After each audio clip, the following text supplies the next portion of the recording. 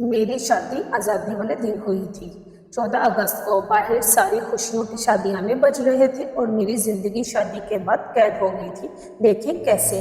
میرا رشتہ میری سگی خالہ نے کروایا تھا۔ ہم 2 بہنیں اور ایک بھائی تھے۔ بہت نارمل حالات کے لوگ تھے ہم، جبکہ میری خالہ نے میری شادی ایک امیر لڑکے سے کروا دی اور میرے سسرال والے بہت امیر لوگ تھے۔ میرے سسرال والے جو تھے وہ میری خالہ کے گھر کے قریب ہی رہتے تھے، اور جو میری ساس تھی، میری سگی خالہ سے ان کی بہت گہری دوستی تھی۔ وہ ان کی ہاں میں ہاں ملاتی تھی، جی حضوری کرتی تھی۔ وہ میری ساس کی بہت ہی زیادہ ان کی آپس میں گہری دوستی تھی۔ میرا شوہر بھی مجھ سے بہت پیار کرتا تھا۔ وہ باہر کے ملک رہتا تھا۔ میرا یہاں پر ایک دیور اور ایک نند بھی تھے اور میری ایک ساس بھی تھی۔ میری خالہ کا میرے سسرال میں بہت ہی زیادہ آنا جانا تھا۔ وہ مجھے خوش رہتے ہوئے نہیں دیکھ پا رہی تھی۔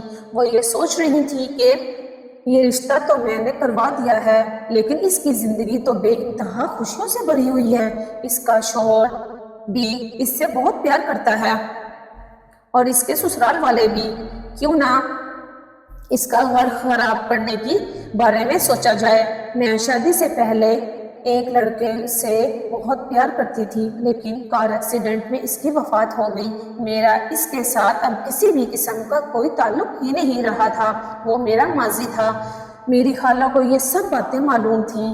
میری خالہ نے یہ بات میرے سسرال والوں میں کر دی کہ یہ شادی سے پہلے کسی لڑکے کو پسند کرتی تھی۔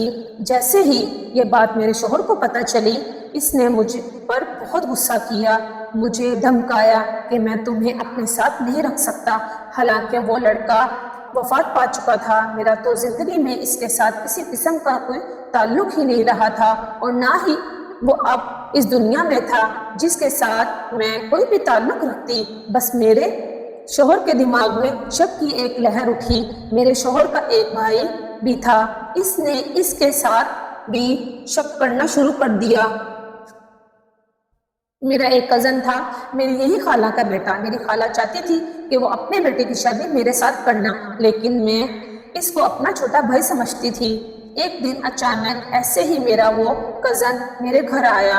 اس کو میں بھائیوں کی طرح ڈیل کرتی تھی۔ وہ بھی اپنی ماں کے ساتھ ملا ہوا تھا اور اپنی ماں کی ہاں میں ہاں ملاتا تھا۔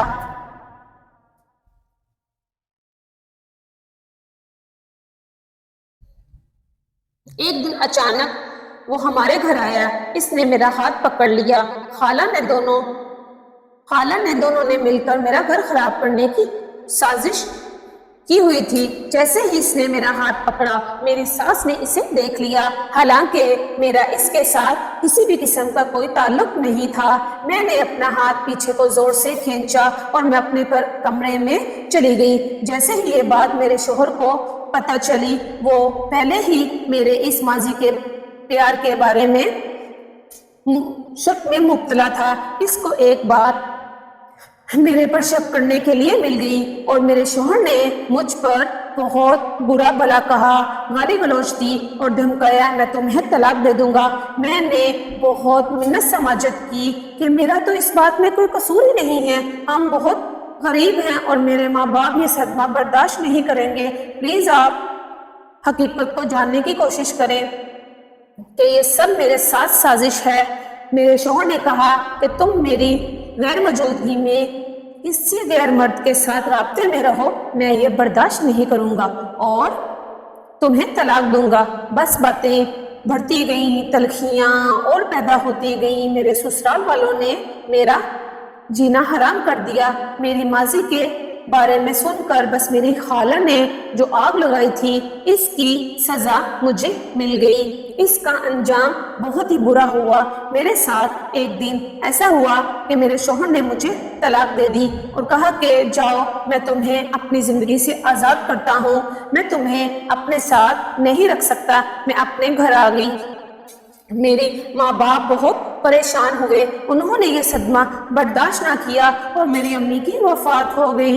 میں نے یہ صدمے سے وقت گزرتا گیا اور میں بالکل بے قصور تھی۔ مجھے اس شادی کی سزا اتنی بڑی ملی کہ میں آج تک اپنے اس کہانی کو بھول نہیں پا رہی ہوں۔ میری خالہ نے میرا گھر تباہ و برباد کر دیا، آج بھی میری شادی نہیں ہوئی ہے، میں اپنے گھر میں ہی ہوں۔ پلیز میری ان لڑکوں سے گزارش ہے کہ آنکھوں سے دیکھے بنا کبھی بھی کوئی فیصلہ نہ کریں۔ جب تک حقیقت آپ کو معلوم نہ ہو جائے تب تک کوئی فیصلہ نہ کریں۔ دیکھیں میرے شوہر نے جو میرے ساتھ کیا، اس نے بہت ہی غلط فیصلہ کیا اور اس کی غلطی کا انجام میں آج تک بھگت رہی ہوں اور میں بالکل بے قصور ہوں۔ بس اس آزادی والے دن میری زندگی ہمیشہ کے لیے قید ہو گئی۔ آپ کو یہ کہانی کیسی لگی ہے کمنٹ میں ضرور بتائیے گا۔ شکریہ۔